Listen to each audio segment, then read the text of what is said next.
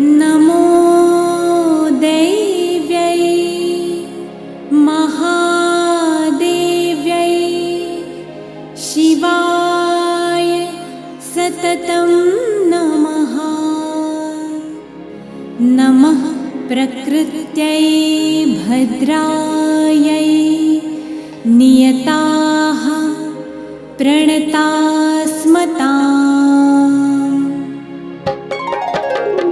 या देवी सर्वभूतेषु विष्णुमायेति शब्देन